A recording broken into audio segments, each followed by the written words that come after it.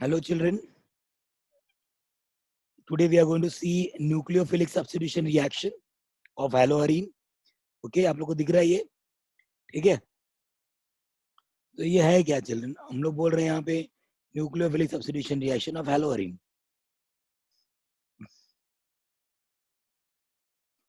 Of haloarine.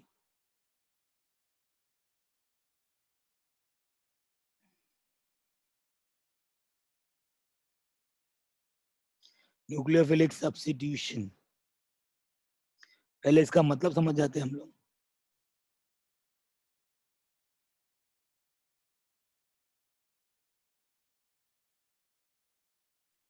तो nucleophilic हैलोअरीन बोला तो ऑब्वियस है, हैलो पता ही आपको, हैलोजन.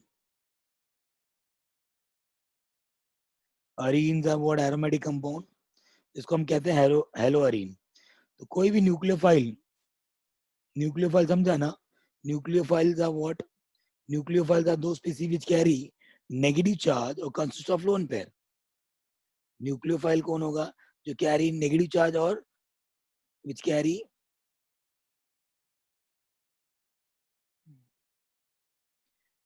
negative charge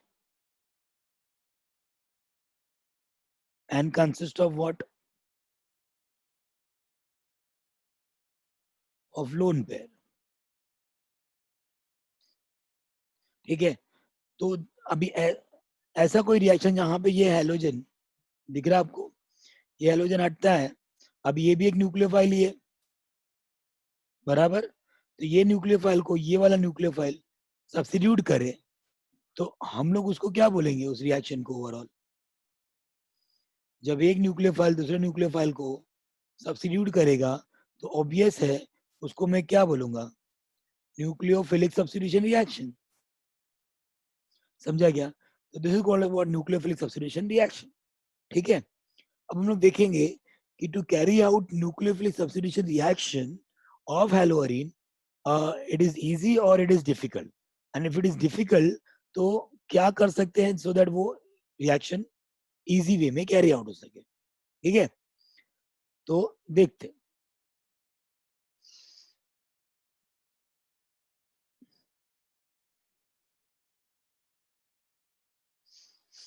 तो यहाँ पे देखो, क्लोरोबेंजीन इज योर हैलोअरीन, राइट?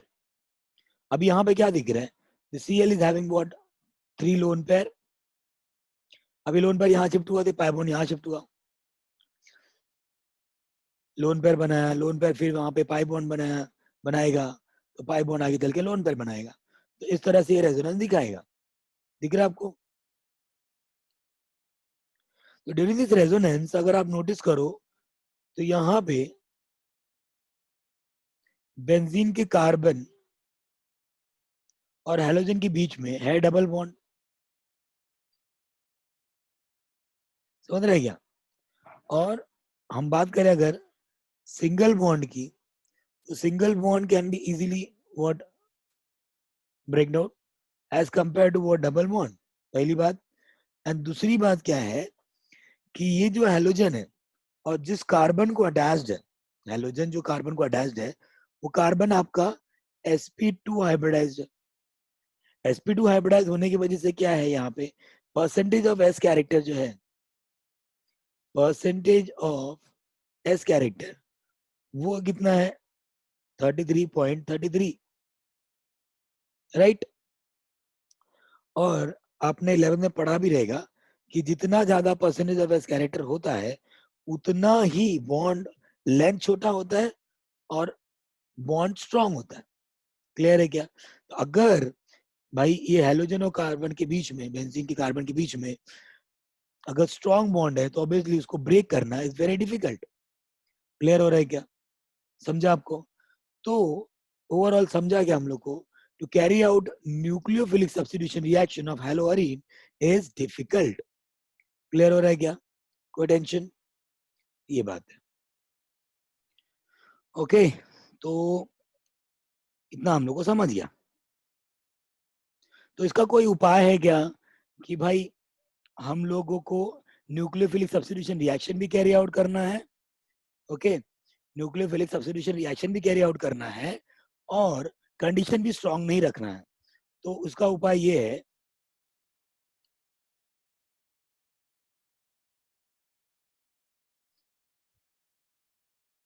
कि हम लोग क्या कर सकते हैं। देखो, जैसे कि एक पुरानी स्टोरी है कि एक जादूगर की जान तोते में रहती है, तो जादूगर को नहीं मार सकते हम लोग, लेकिन अगर तोते को मार दिया जाए तो जादूगर मर जाएगा, राइट। वैसे ही यहाँ पे भी है, to carry out nucleophilic substitution reaction, while carrying out nucleophilic substitution reaction, या आप हेलो और इनका रिएक्शन देखते हो या मैकेनिज्म देखते हो, तो आपको क्या दिखा फ्लोरोबेंजीन में कि भाई ये यहाँ पे इलेक्ट्रॉन डेंसिटी इसका ऑर्थो पे, राइट। फिर आपने देखा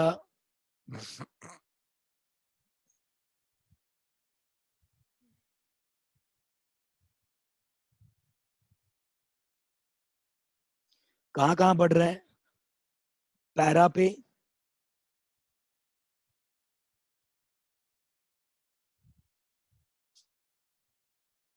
ठीक है, ऑर्थो पे, फिर पैरा पे,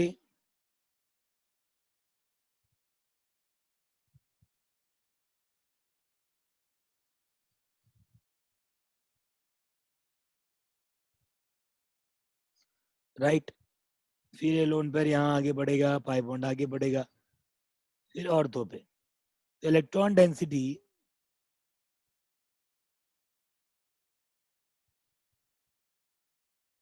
इसका ऑर्थो पैरा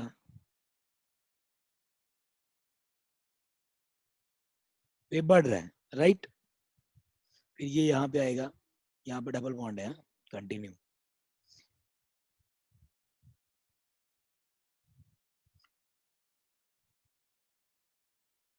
इसका इलेक्ट्रॉन डेंसिटी जो है वो ऑर्थो पैरा ऑर्थो पे बढ़ रहा है, राइट। तो हम क्या कर सकते हैं,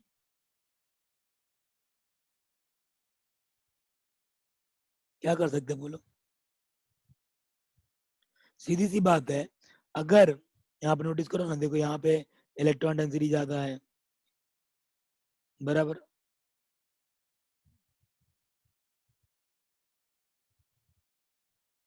तो यहाँ पे ज्यादा है, यहाँ पे ज्यादा है, यहाँ पे ज्यादा है, और ये पोजीशन कौन कौन से ऑर्थो पैरा। तो अगर मैं यहाँ पे अभी तक आया नहीं, ओके, अगर मैं इलेक्ट्रॉन विड्रॉइंग ग्रुप अटैच कर दूं, कहाँ पे, इलेक्ट्रॉन विड्रॉइंग ग्रुप अगर मैं अटैच कर देता हूँ, जैसे कि नाइट्रो, ठीक है, तो सीधी सी बात है वो उसके इलेक्ट्रॉन को खींच लेगा। अब उसकी ताकत ये इलेक्ट्रॉन से ही बन रही है ना, यहाँ पे जो बॉन्ड स्ट्रॉन्ग बन रहा है वो बिकॉज ऑफ रेजोनेंस हो रहा है। तो अगर इलेक्ट्रॉन विड्रॉइंग ग्रुप अटैच कर दो तो उसके इलेक्ट्रॉन को वो खींच लेगा, जिसकी वजह से इजीली मैं सीएल को बाहर निकाल सकता हूँ। यहाँ पे यही काम किया गया। तो हम लोगों ने फिर क्या किए, नाइट्रो ग्रुप अटैच किए। तो अगर आप नोटिस करो तो नाइट्रो ग्रुप अटैच करने से, देखो यहाँ पे अटैच कर दिया अपन ने, कि पैरा पे अटैच कर दिया, फिर ऑर्थो पे अटैच कर दिया, समझ रहे क्या, और पैरा के साथ। तो देखो अभी एक ही अटैच किया था, तो 443 केल्विन, 433 केल्विन पे रिएक्शन हुआ, राइट। और यहाँ पे नोटिस करो ये टेम्परेचर कम हो गया, काम वही हो रहा है, ये सीएल हट रहा है और सीएल की जगह पे कौन आ रहा है, ओएच आ रहा है। मतलब एक न्यूक्लियोफाइल जा रहा है और दूसरा न्यूक्लियोफाइल आ रहा है, राइट। लेकिन कंडीशन देखो यहाँ पे कम हुआ, है कि नहीं। और अगर आपने दोनों ऑर्थो और पैरा पे इलेक्ट्रॉन विड्रॉइंग ग्रुप अटैच कर दिया, तो even in presence of warm water, मतलब गुनगुना पानी, उसके प्रेजेंस में भी ये रिएक्शन हो सकता है। जो कैरी आउट करने के लिए हम लोग को यहाँ पे हाई टेम्परेचर लग रहे थे, अब वो नॉर्मल टेम्परेचर पे भी हो गया। क्लियर हो रहा है क्या, कोई टेंशन। तो इसका मतलब क्या हुआ, इसका मतलब हम लोग को समझ गया कि भाई जितना ज्यादा इलेक्ट्रॉन विड्रॉइंग ग्रुप अटैच होगा, बराबर, greater the number of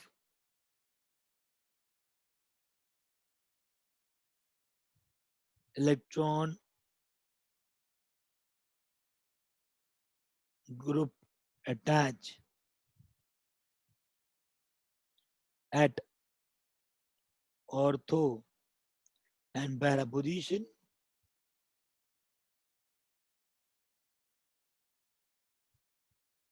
the more is the reactivity.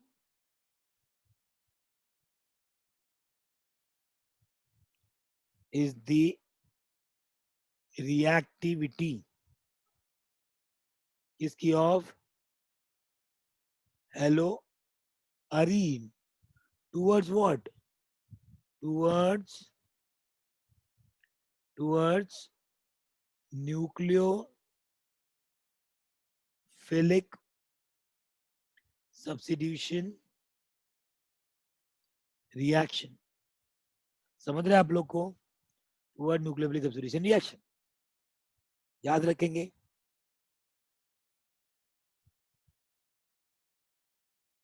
Okay, तो इसे आपको याद रहेगा.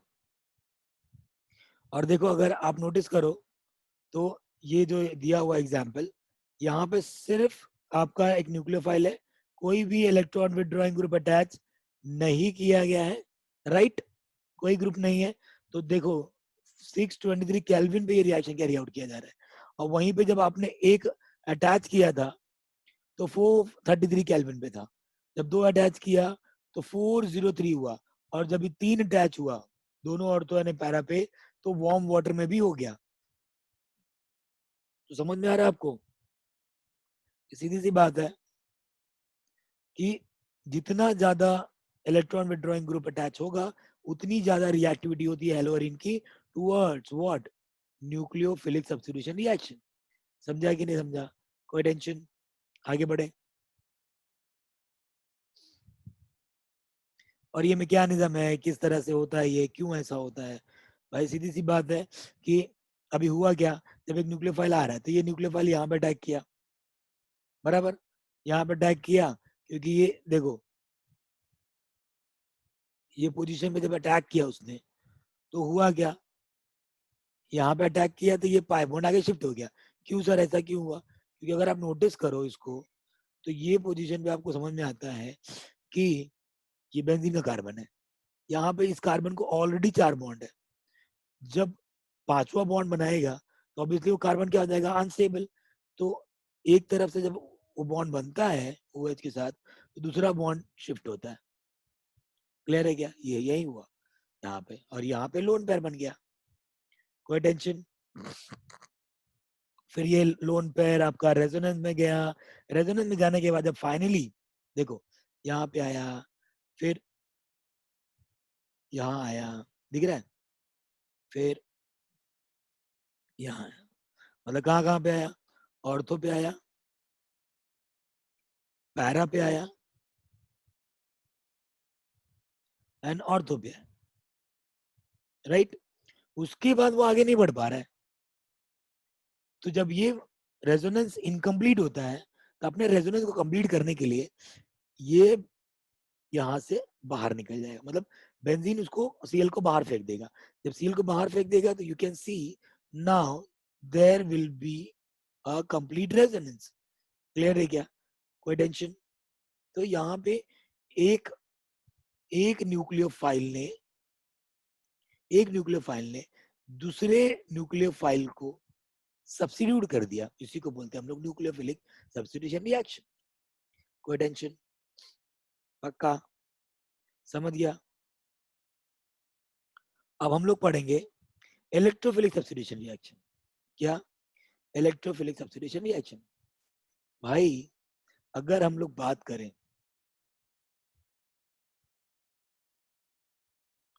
अगर हम बात करें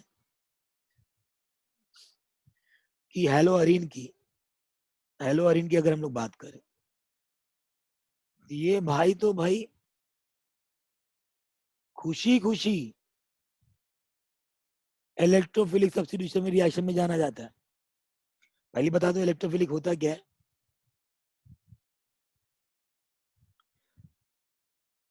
अभी देखो ये सब जगह पे एच है, राइट, आपको पता है, एक्सेप्ट दिस पोजीशन जहां पे सीएल है। तो सीएल की वजह से ऑर्थो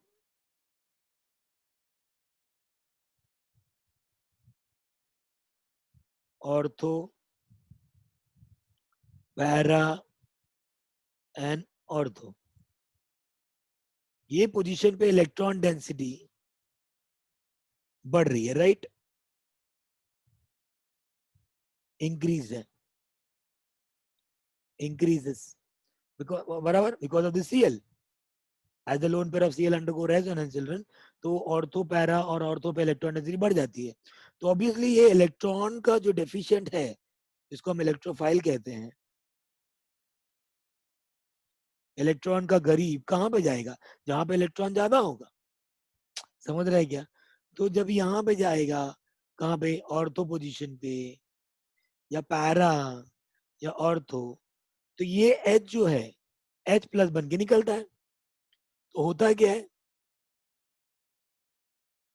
कि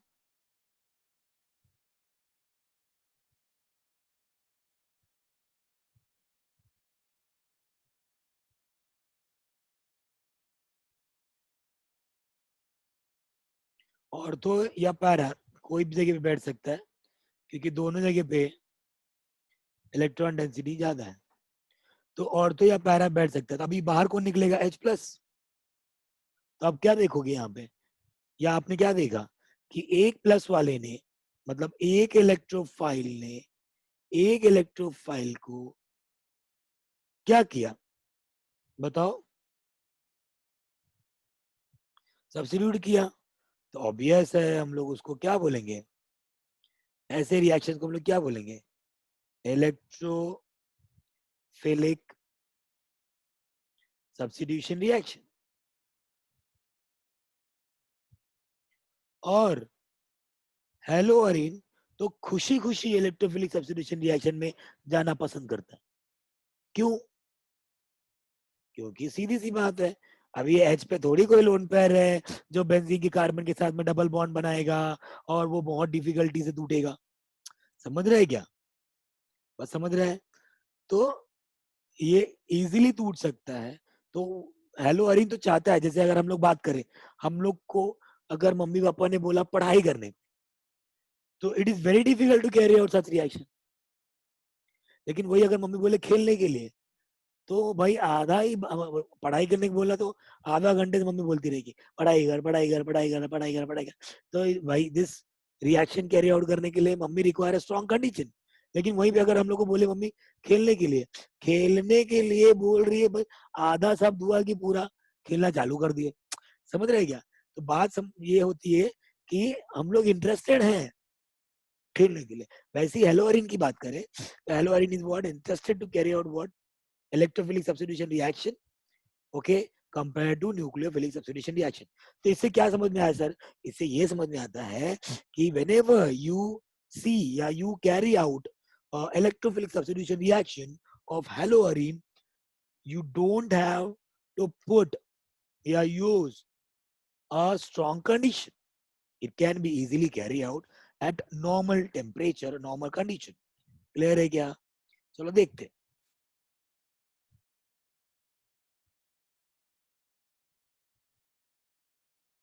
ठीक है, तो अगर आप नोटिस करो, यहाँ पे पहला इलेक्ट्रोफिलिक सब्स्टिट्यूशन रिएक्शन कौन सा है, हेलोजिनेशन, ओके। तो यहाँ पे ये आपका हेलोअरीन, इसी का आप हेलोजिनेशन कैरी आउट करने वाले हो, ये सीएल है, सीएल को आप ऐसा भी लिख सकते हो, right. And you are carrying out this reaction in presence of what, anhydrous FeCl3। what this anhydrous FeCl3 will going to do। तो चिल्ड्रेन देखो यहाँ पे देखो, अगर आप नोटिस करो तो दोनों ही Cl की इलेक्ट्रोनेगेटिविटी सेम है। सीधी सी बात है, अगर दो स्टूडेंट के बीच में जिनका हाइट, बॉडी, एज, वेट सब सेम है, और उनके बीच में अगर आप tug of war Khelo, tug of war पता है ना, हाँ, तो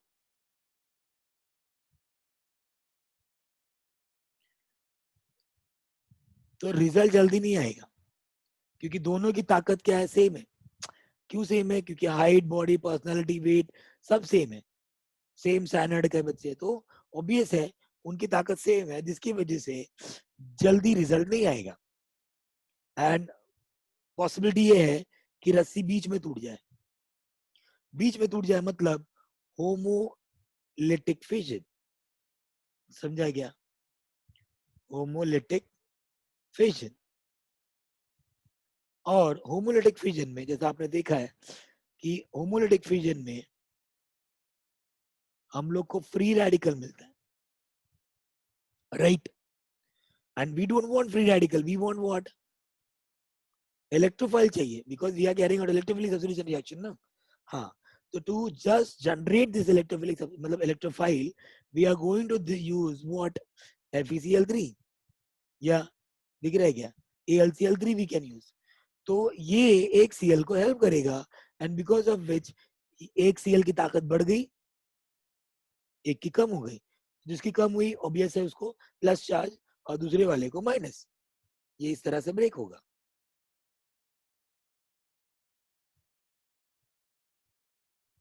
समझ रहा है क्या? ओके, तो ये इलेक्ट्रोफाइल जनरेट हो गया।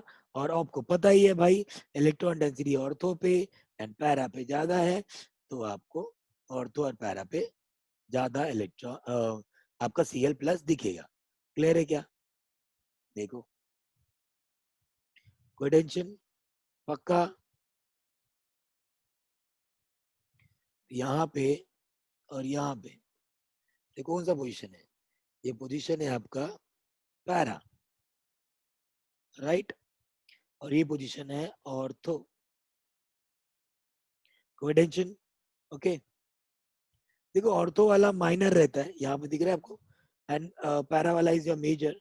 सीधी सी बात है, आप अगर याद करो अपने क्लासरूम को, समझो मैडम यहाँ पढ़ा रही है और ये बेंचेस है, तो जो बच्चा अगल बगल में बैठा है, जो बच्चा अगल बगल में बैठा है, ऑब्वियसली उन लोग, जैसे तो दो बच्चे बैठे हुए हैं, और ये मैडम पढ़ा रही है, फिर देख ली कि ये लोग बहुत झगड़ा कर रहे हैं, तो मैडम ने क्या दिमाग लगाया, एक को उठाया और यहाँ बिठा दिया। अब क्लास में डिस्टर्बेंस रहेगा क्या? नहीं, because they are far away from each other. और वहीं पे अगल बगल में बैठे थे तो बहुत झगड़ा कर रहे थे, मतलब क्लास में डिस्टर्बेंस था। तो समझा क्या हम लोग को कि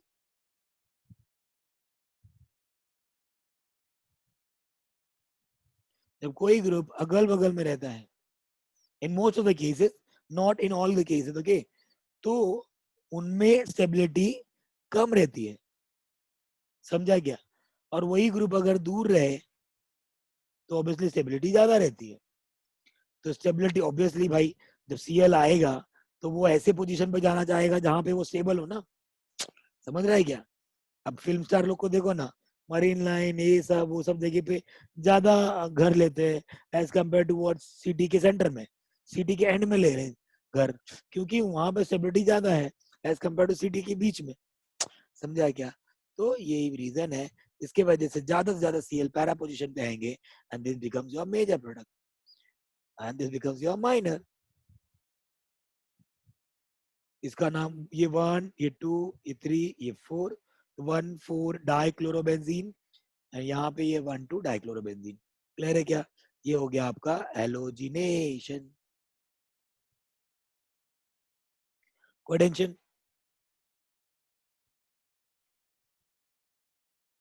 अब सेम वे नाइट्रेशन, यहाँ पे देख सकते हो अपना हेलोजिनेशन हो गया। अभी we are going to carry out what?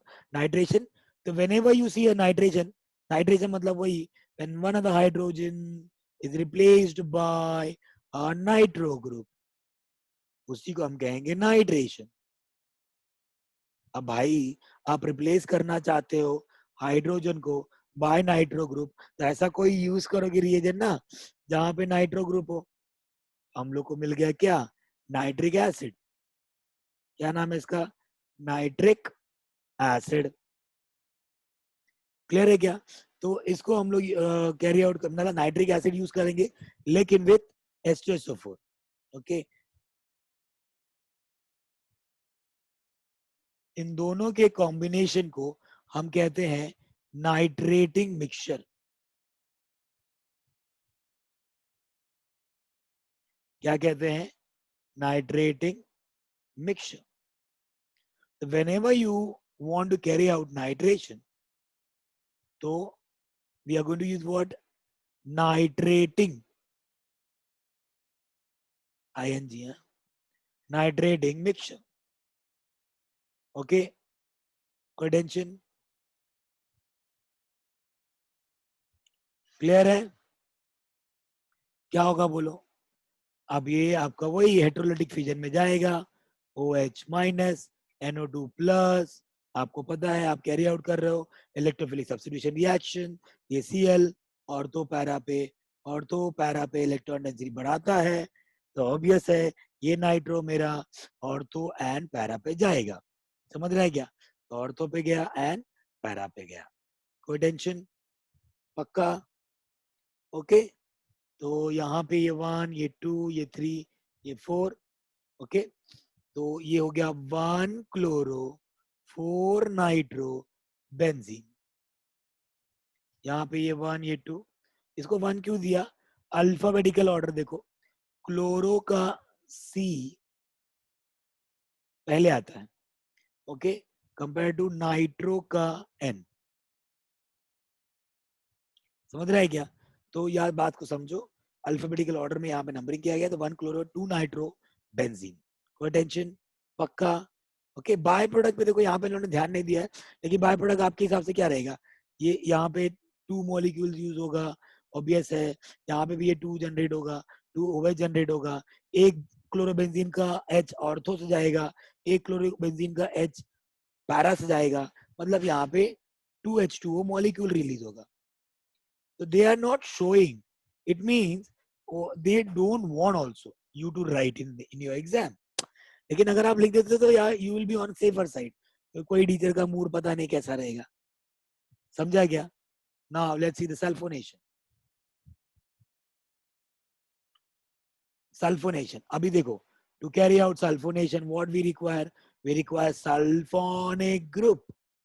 अब ये sulfonic group किसके पास है? सल्फ्यूरिक एसिड के पास. ये आपका H2SO4 है. Sulphuric acid king of acid. ठीक है, तो हम लोग यहाँ पे यूज कर रहे हैं H2SO4. फ्यूमिंग बोल रहा है, fuming. What this mean? Fuming is what? Fumes. Fumes use करेंगे, मतलब जब ये क्लोरोबेंजीन में क्लोरोबेंजीन लिया आपने और इसमें जब आप फ्यूम्स ऑफ H2SO4 पास करोगे तो ये रिएक्शन कैरी आउट होगा. अभी देखो यहाँ पे होगा क्या? ये ब्रेक डाउन होगा. OH minus SO3H plus.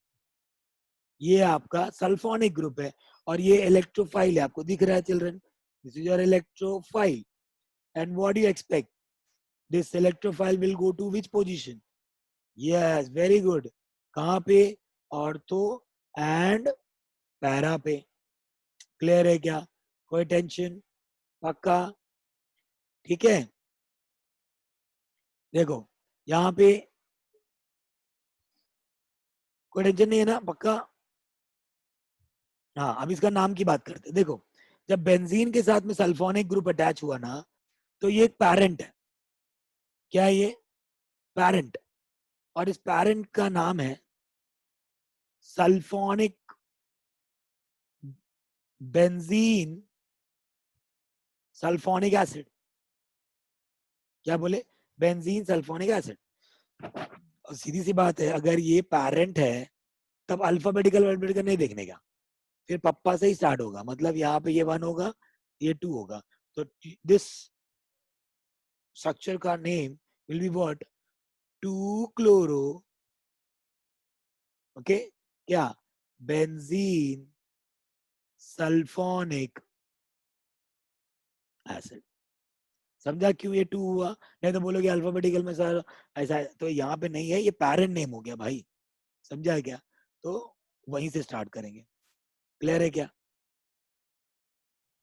अरे आप ही सोचो ना कि अभी समझो कोई एक्स बंदा है, ओके, अब वो वाई उसका डैड है, तो एक्स को दूसरा नंबर मिलेगा, पहला प्रेफरेंस उसके डैड को मिलेगा, राइट। लेकिन ये एक्सएल के भी कभी पेरेंट बनेगा ना, तो उसके बच्चे के सामने जब एक्स खड़ा रहेगा तो ऑब्वियसली एक्स से स्टार्ट करूंगा मैं, क्योंकि वो पेरेंट है। तो x will be your parent और उसका बच्चा विल बी व्हाट, प्रीफिक्स उसको बोलते हैं हम लोग, पेरेंट्स का सफिक्स। क्लियर है क्या? सेम इसका भी, ये 1, ये 2, ये 3, ये 4। तो this is your what, 4 chloro benzene sulphonic acid. देखो इन लोगों ने प्रिंटिंग मिस्टेक किया है यहाँ पे, इट शुड बी व्हाट 2। ठीक है, तो आप टेंशन मत लेना कि 1 दिखा है। ओके, तो इसको प्रिंटिंग मिस्टेक करेक्ट कर लेना, अपने टेक्स्ट बुक में है। ये आपका अभी नया टेक्स्ट बुक है महाराष्ट्र का, ओके, केमिस्ट्री का। ठीक है, अभी आता हम लोग यहाँ पे fiddle craft reaction. Fiddle craft reaction में ना चिल्ड्रन दो है। फिडल ने दो रिएक्शन इन्वेंट किया था। एक था, मतलब यहाँ पे दो रिएक्शन की बात करेंगे फिडल के। एक है अल्काइलेशन और दूसरा है असाइलेशन। देखो भाई, सीधी सी बात है, जब आप बोले हेलोजिनेशन तो हाइड्रोजन गया और हेलोजन आया, समझ रहे हैं क्या? सल्फो नाइट्रेशन बोला तो हाइड्रोजन गया, नाइट्रो ग्रुप आया, समझ रहे हैं क्या? ओके, फिर सल्फोनेशन बोला तो हाइड्रोजन गया एंड सल्फोनिक ग्रुप आया, राइट। तो आप जब अल्काइलेशन बोल रहे हो तो ऑब्वियस है कि भाई हाइड्रोजन जाएगा और कौन आएगा? Alkyl group.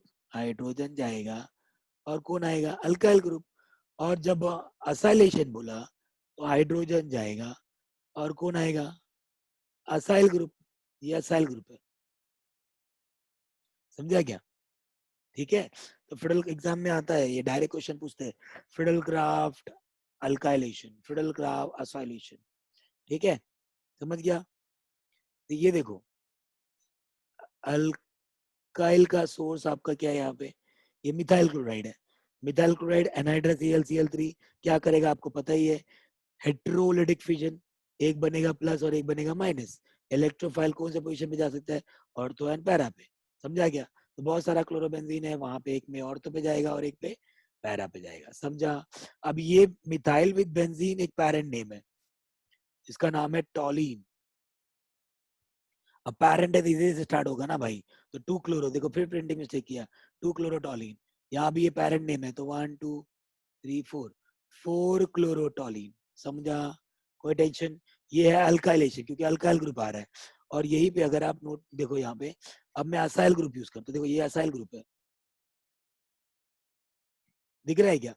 सेम वही anhydrous Cl which will help to carry out what, heterolytic fission, एक प्लस बनेगा माइनस। ये इलेक्ट्रोफाइल है, कहाँ पे जाएगा? ऑर्थो एंड पैरा पोजीशन पे, समझ रहे हैं क्या?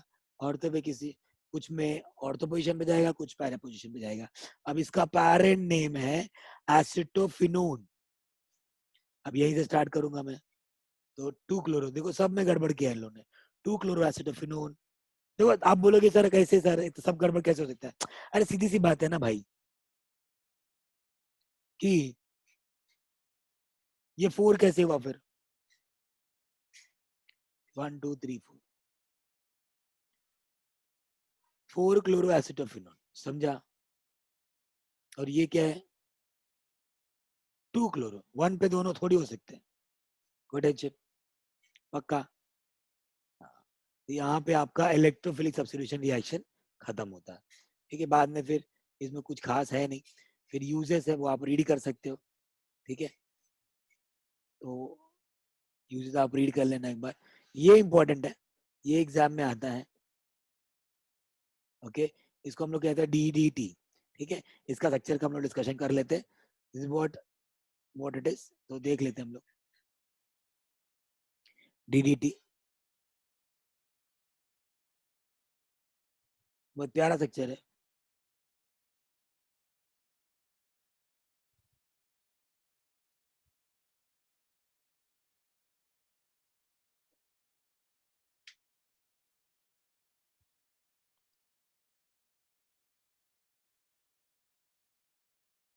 डीडीटी का स्ट्रक्चर देख रहे हैं हम लोग, एग्जाम में पूछता है हाँ, और ये चैप्टर का लास्ट है ना, तो ऑब्वियस है पूछता है, क्योंकि हम लोग क्या करते हैं, पढ़ते नहीं है और पंगा हो जाता है, तो वही एग्जामिनर दिमाग में रखता है।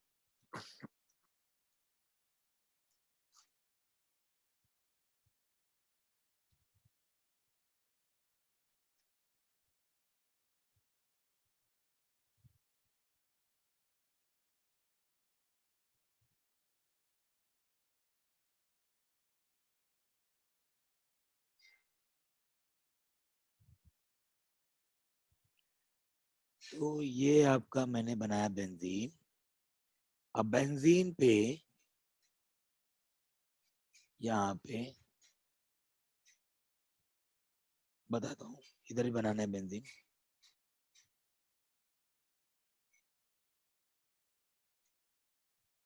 सिंपल है चलना ना।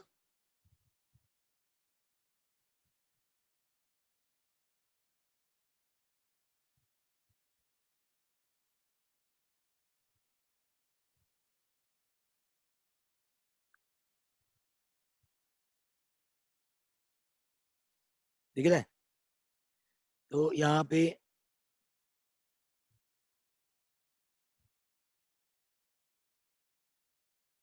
क्या आएगा, Cl, यहाँ पे भी Cl, ठीक है।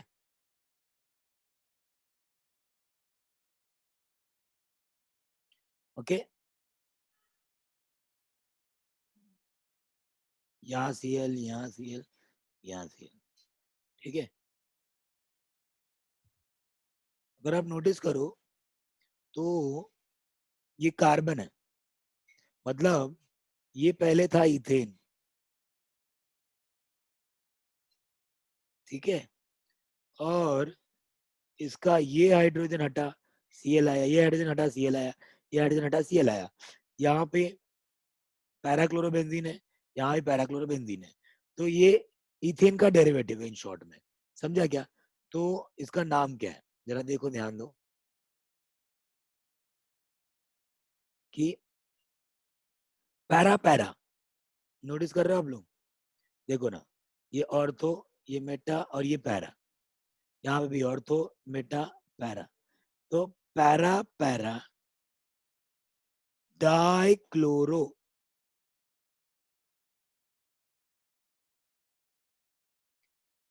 Die phenyl, para para, para para dichloro, diphenyl, trichloro, दिख रहा है आपको, 3 Cl है, तो ट्राइक्लोरो। अब किससे बना ये, इथेन से, समझा क्या? तो पैरेंट वॉज इथेन ना, तो ऑब्वियसली उसका नाम दिखेगा, तो क्या हो गया, para para dichloro diphenyl trichloro ethane, इसको फिनाइल बोला गया यहाँ पे, समझा, फिनाइल है, क्लियर है? तो इसका यहाँ पे सिंबल क्या है, डी डी टी, समझा क्या? तो इसका सिंबल डी डी टी भी है, मतलब शॉर्टकट में या एब्रिवेटेड फॉर्म इसका डीडीटी है। तो एग्जाम में आ सकता है कि DDT is used as dash, या draw the structure of DDT, या this structure is known as dash, समझ रहे हैं क्या? कुछ भी क्वेश्चन बना के पूछ सकते हैं, विच इज वेरी इंपॉर्टेंट, कोई टेंशन? तो यस, थैंक यू एवरीवन,